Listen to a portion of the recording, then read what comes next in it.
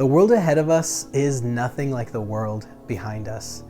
If you remember back when the pandemic first started, and listen, by the way, I'm tired of talking about COVID, and I'm sure you are too, so I'll keep it to a minimum, and in a moment you'll see why it'll make sense. But when the pandemic first started, many of us thought, oh man, this whole shutdown and wearing masks everywhere we go seems very inconvenient. But how long can it really last? Some of us thought, hey, for 2 weeks, a month, maybe 2 months, 3 months at the max, but come on, we figure things out. We'll get this figured out and we'll go back to normal. But now we find ourselves almost 2 full years later and things aren't back to normal. Maybe some of our friends and family, some of their lives have gotten back to some semblance of normal. But for those of us who work in healthcare, it's almost like things have gotten harder. It's almost like things have gotten worse.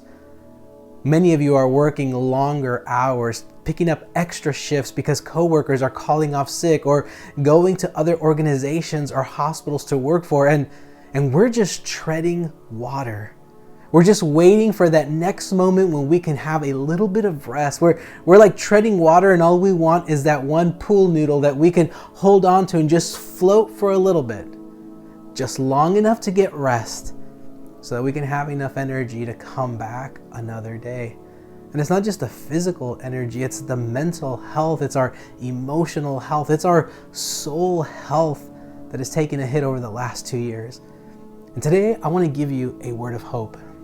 So I'll give you this caveat. Typically when I record these devotionals, they're recorded in such a way that they can be used across multiple different settings, whether it's someone in healthcare, whether it's a patient, whether it's someone in leadership.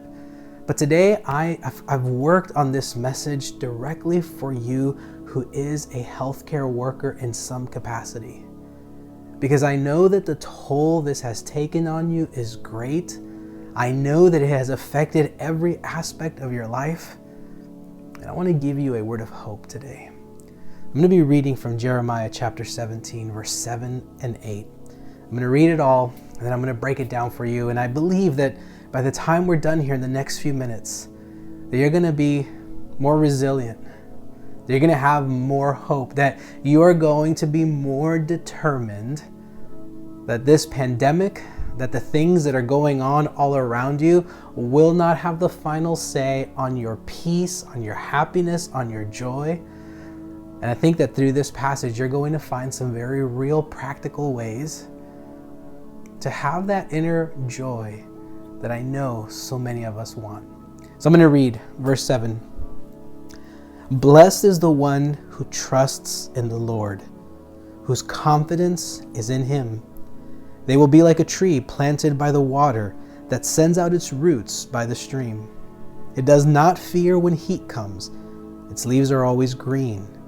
It has no worries in the year of drought and never fails to bear fruit.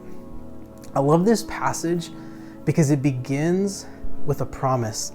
It says, blessed are you if you can put your trust in the Lord. You know, as humans, we put our trust, our hopes, our security, our safety, our desire, the thing that we believe is going to make us happy, we have this way of putting it in different things. Like, if I get this promotion with this pay increase, then I'm going to have more peace. If I can just buy that house that has a little bit more room or a lot more room, then my family life will be better. If my wife or my husband and I can just get away for this one weekend, then our marriage is going to be better.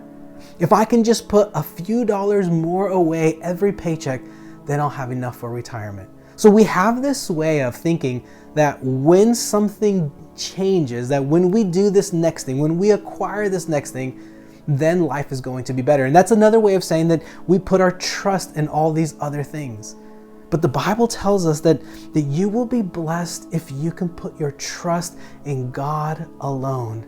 Can you entrust all of these aspects of your life and say, God, I know that this is what I want, but I believe that you desire even better for me.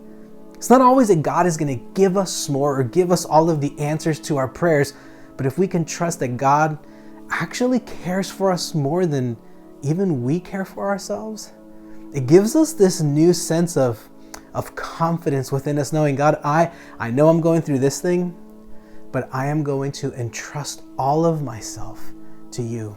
And I'm going to believe that you desire the very best for me, for my marriage, for my family, for my finances, for my living situations. I believe that you desire more, because it begins with that mindset shift. It begins from shifting, having our trust in things we see, sometimes to trusting in the fact that God desires the best for you. So the very first verse is a promise that says you will be blessed if you can entrust yourself fully to God. If your confidence can come from God, not your position of authority, not your bank account, not any of the other things that our society tells us what makes you good and confident.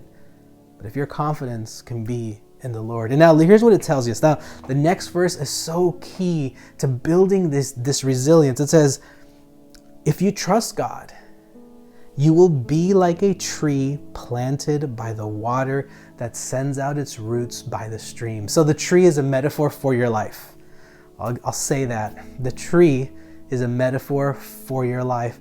And it says that if you can trust God with everything, you will be like a tree that is planted by streams of water, and it sends out its roots by the streams, which means if the roots maybe are a metaphor for your soul, that if you are seeking God in all things, He is the stream of water, then your soul will find a way to continually be nourished. And the question becomes, where have we been putting our roots down? Has it been the presence of God, or have we wanted to find joy and happiness someplace other than the presence of God? And it says, if you are like a tree that it's sending its roots out by the stream, when the heat comes, it doesn't worry because your leaves will always be green.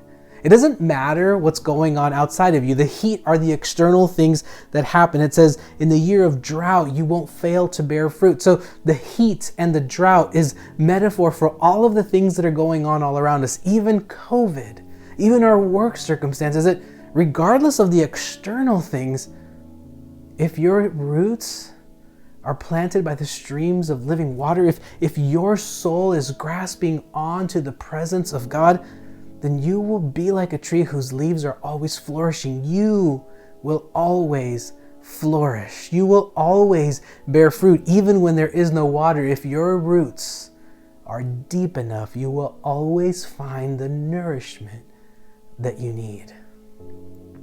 So it comes back to this talk about COVID, and not just COVID, but there's stuff that we're going through in our lives on a normal day before COVID that we're stealing our joy, that we're taking away our peace, that we're upsetting us and making our mental health like take a hit.